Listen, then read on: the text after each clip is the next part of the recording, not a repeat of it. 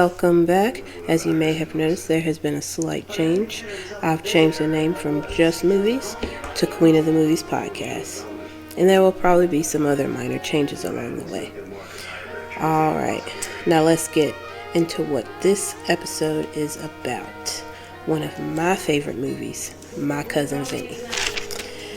Now, just a disclosure, if you haven't seen the movie, spoiler alert, so you might want to stop while you're ahead if you haven't seen it. But if not, keep on listening. So, just to sum up what My Cousin Vinny is about two New York college students that just got into UCLA on a road trip. And they are mistakenly accused of killing a convenience store clerk. And they think that they're getting arrested for stealing a can of beans. Now, mind you, this takes place in rural Alabama.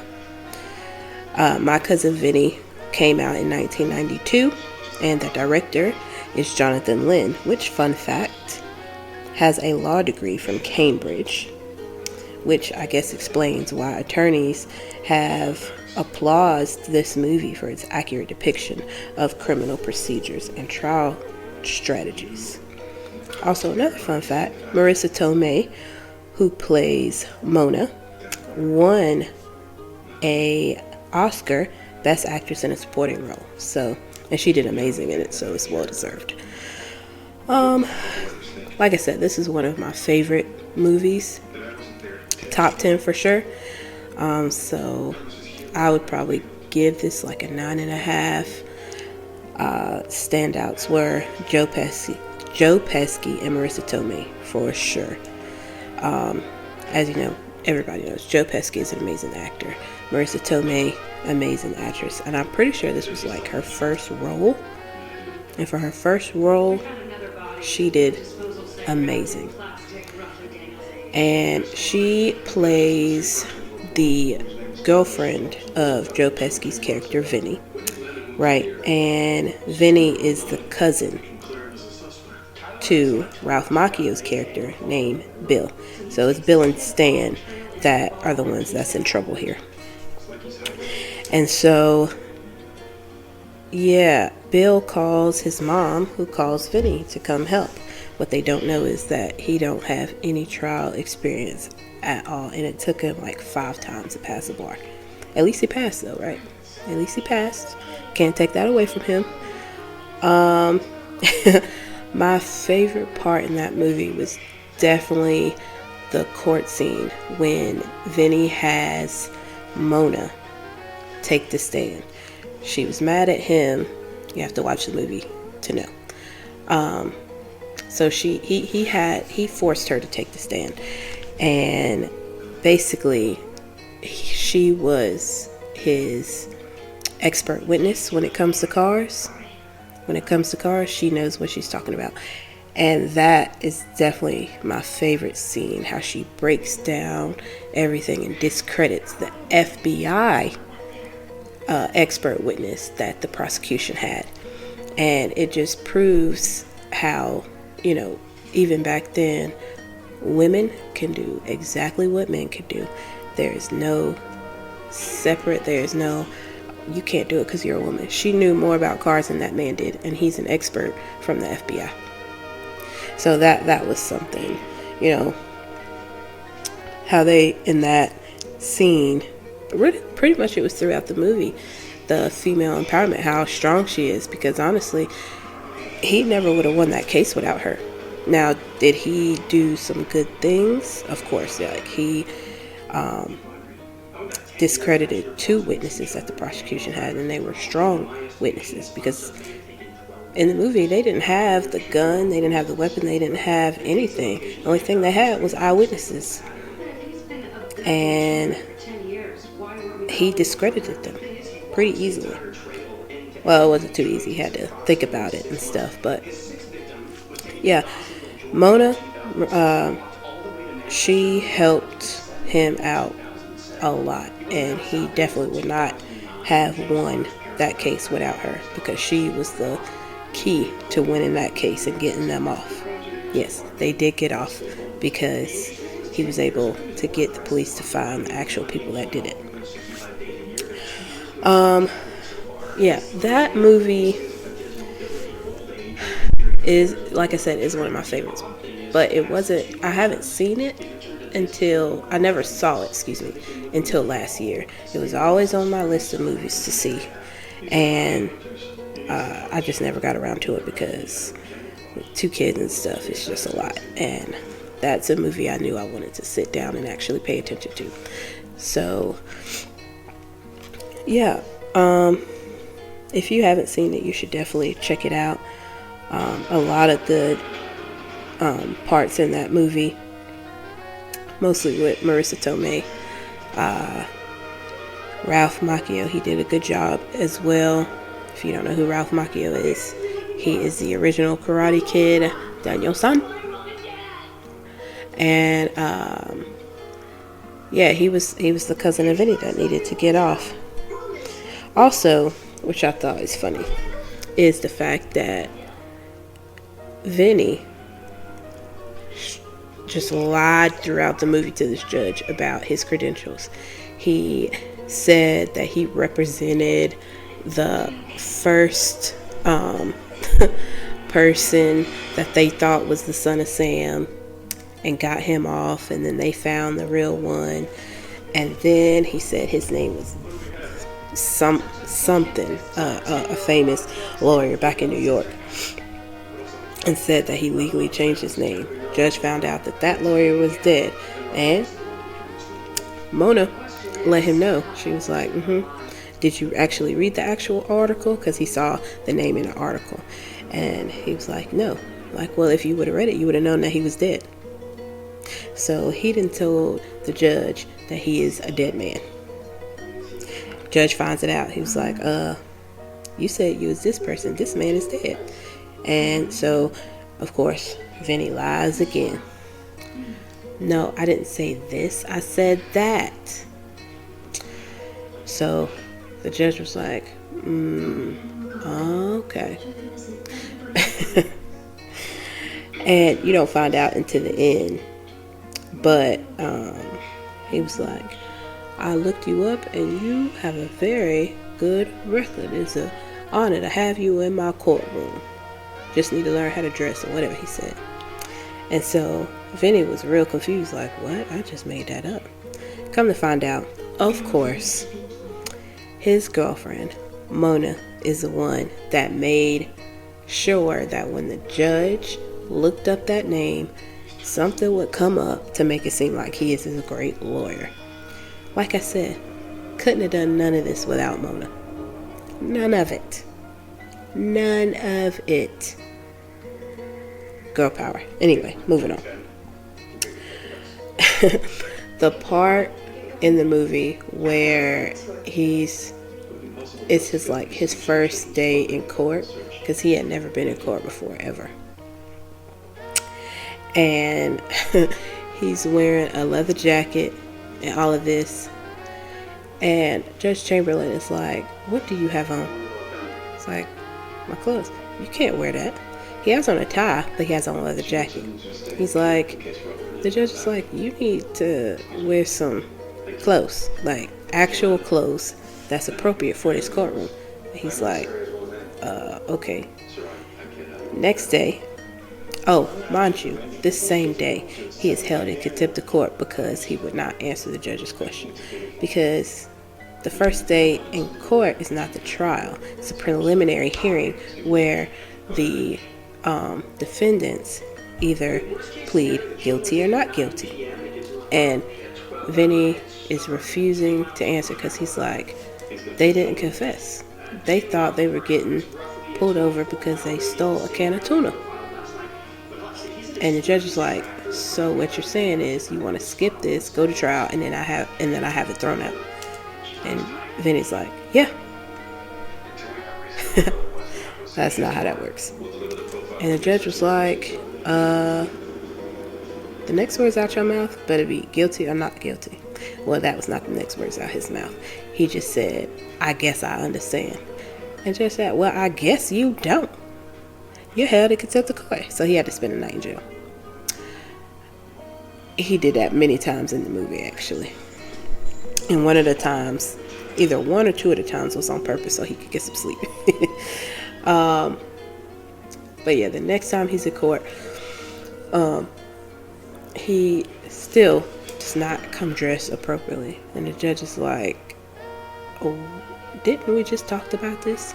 And Vinny is like, you were serious about that? Of course he was serious. What are you talking about? You can't be dressing like you in a motorcycle gang. What is he talking about, Vinny? Come on now. Contempt of court again. Child. Something I found interesting.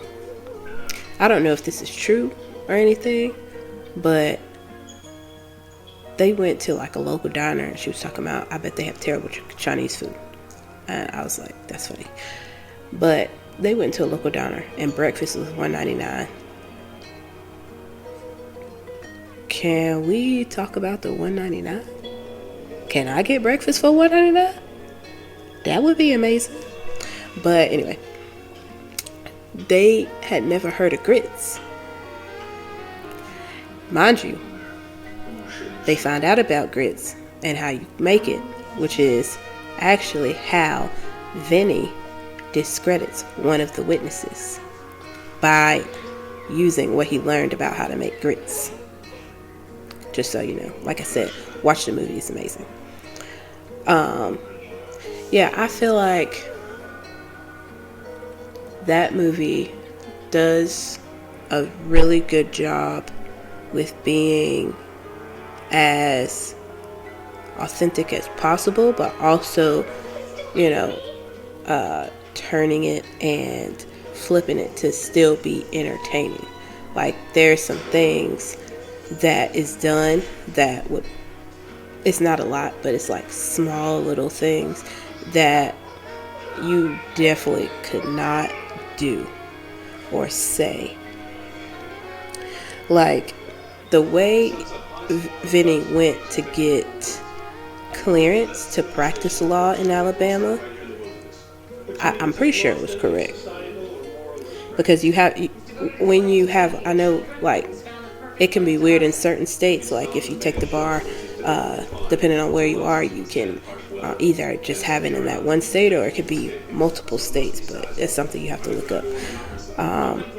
So, you know, I thought that was nice, and I guess the reason is, like I said earlier, the director, Jonathan Lynn, has a law degree, so he pretty much knows how certain things work and what doesn't work, but he also had to make the movie entertaining. So it probably, there were certain things that probably weren't that accurate, and if it were to happen, you would definitely be reprimanded and probably be in danger of losing your license and being disbarred. That's the term. There we go.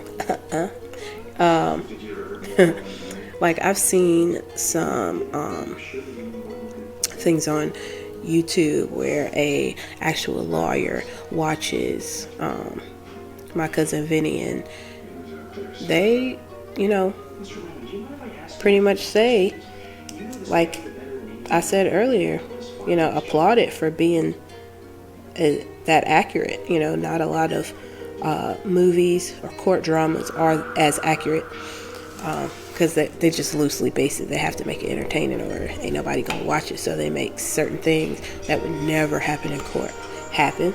But even like legal strategy or trial strategy, as you want to call it, was quite accurate, and I do applaud Jonathan Lynn for that, because I think it's important to, even though you want it to be entertaining, at least let it be accurate.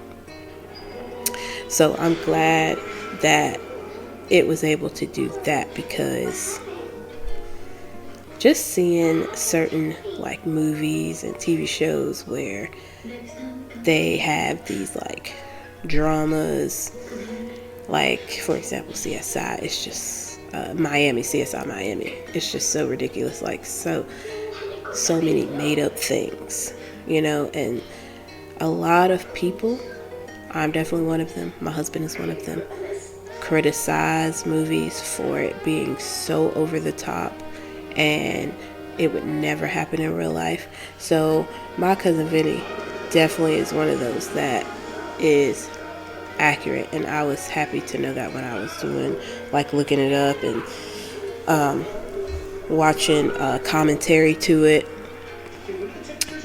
which you can find on YouTube. Different commentaries, people commentating, like lawyers or anything like that. So, and I think the expert witness that was quite accurate too. With expert witness doesn't have to be like a licensed person. It just has to be, well, it depends on what they're being an expert witness on. Let me clarify. You can't just bring in some random person that doesn't have a psych degree talking about something I know about psychiatry. That's crazy. But like something like being a mechanic, that's something that you don't really need a degree for. You don't need a expert, and I did hand quotes there even though you can't see them, where like in the movie the prosecutor has an FBI expert witness that knows about cars. It doesn't have to be that, like, it can be someone that's just in the field that has seen these things, that know what they're talking about, and they have proof that they are expert, which they go over in the movie. They were like, how can she be an expert witness? Has she worked on cars? Well, you are allowed to confirm it by asking questions. What do you do? How do you know this? And the prosecutor had asked Mona a question, trying to gather whether she actually is an expert witness or not. He was trying to dim her shine and make it seem like she don't know what she's talking about. And Mona was like, stop. Wait a minute. I know what I'm talking about. Don't be trying to play me. I know more than you. And he tried to ask her this big old question. I ain't understand it because I don't know nothing about cars. Okay. And she was like, that's not even a question. Like, and he was like, ha, gotcha. And she was like, no, you didn't. Come on now. Like, you can't ask that because da-da-da-da-da-da-da and da-da-da-da-da-da-da. I don't know what she was talking about. It was something about a car. And then he just was like, he was looking so dumb. It was very satisfying. Very satisfying. Very satisfying. Yeah, so, and there was a point in time in the movie where Bill, the Vinny's cousin that he's representing, his friend Stan had fired Vinny, and this was because it's understandable. Surprised he was like, I fire you because you don't have no experience. But he fired Vinny. Bill didn't, but Stan fired Vinny because he did not question a single witness in the preliminary hearing. Didn't cross-examine anybody, nothing. Didn't say a word. So Stan fired him and got a public defender. And once the public defender goes up, my goodness, I will say they definitely made it seem like public defenders suck.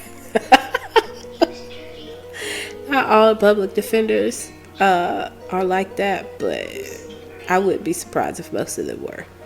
Because that public defender, as soon as he got up, he was stuttering. He couldn't get a question out. And the times that he did get a question out, all he did, the questions that he asked were in favor of the prosecutor. So he was not helping them. He was making their situation worse. And I'm like, see, Stan, that's what you get.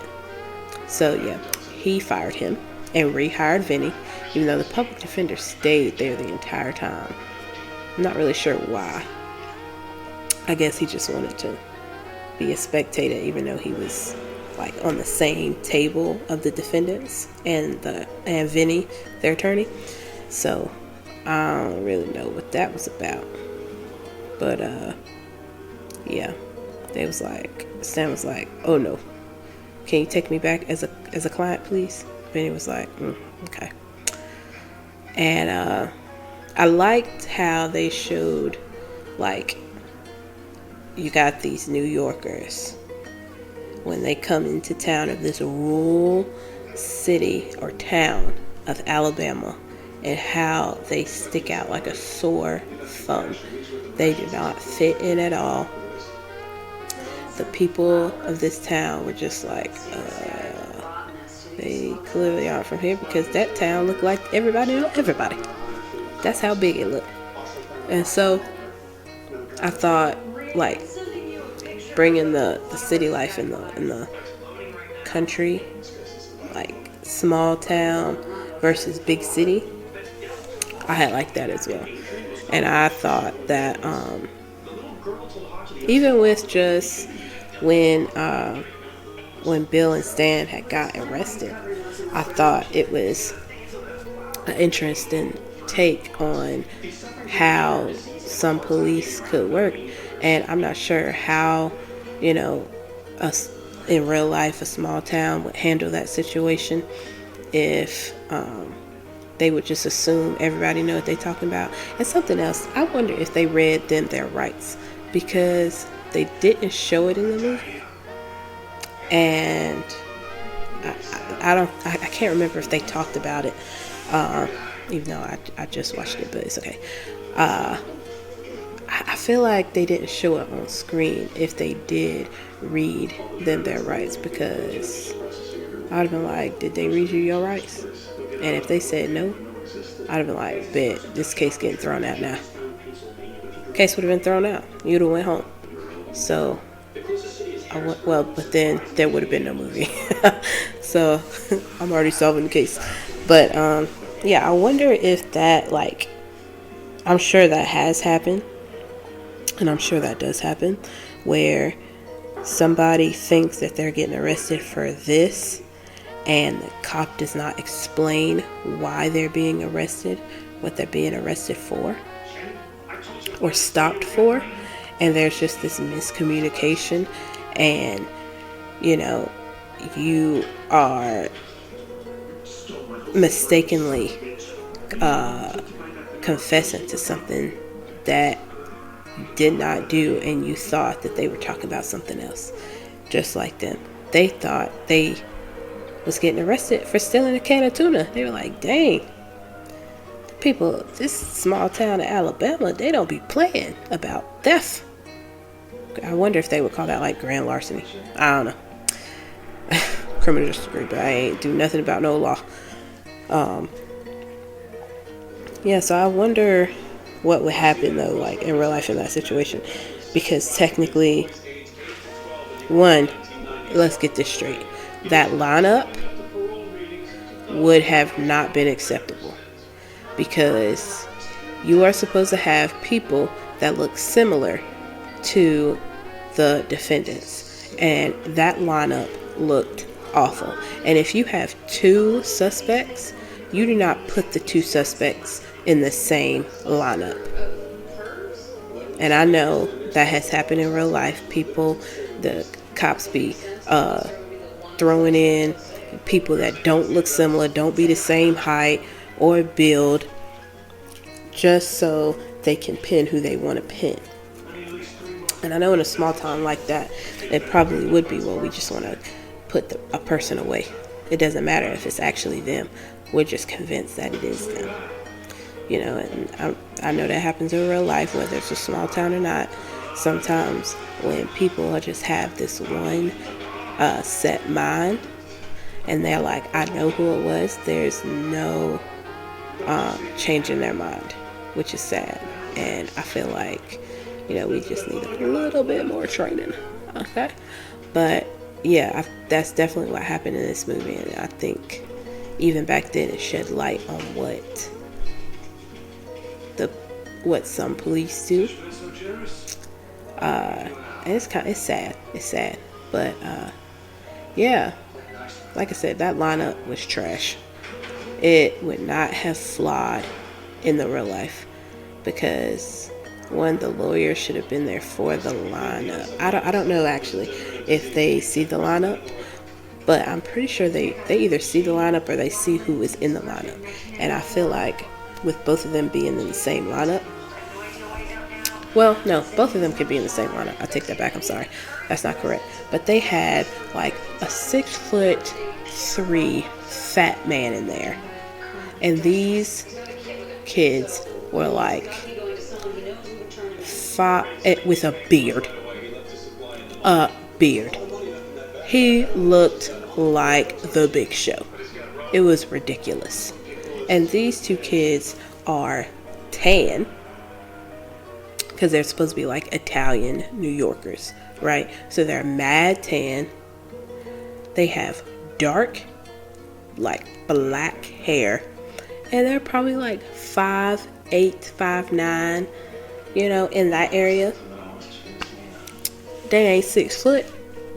They not fat. They not 55. And it was like, in a lineup, you're supposed to have people that look similar, that have similar hair, similar build, because if you just have them sticking out like a sore thumb, of course I'm going to pick them. You want that person to pick the two that you arrested. Simple. But, yeah, if I was them, I would not have been like, yeah, I'm sorry. I would have asked the officer, I'd have been like, whoa, can you tell me what I'm being arrested for, please? They say, yeah, for murder. Whoa, who got murdered? I want my lawyer. What is going on? I stole a can of tuna by accident. You stole a can of tuna? Yes, I had put it in my pocket because my hands were full and I forgot it was in my pocket when I paid for everything, and then we left. Well, and then they gonna say, oh, eyewitness. You see no eyewitness. Ain't no eyewitness see me. Ain't no eyewitness see me. Stop it. But I digress. Yeah, like I said, performances in this film were so good. Favorite was Marissa Tomei, hands down. She was amazing. And let me just say, her clothes in that movie, amazing. She looked so good. And it's just like, you see her, and then when you hear her talk about cars, it's just like, whoa, what a shift. But it just proves women can do both. Okay? Women can do both. But, yes. Thank you for tuning in. As I said, please go watch My Cousin Vinny if you have not seen it. It's so good. Like I said, one of my favorite movies, top 10. Alright. Again, thank you so much for tuning in. I am Ronika Jade, and this is Queen of the Movies Podcast.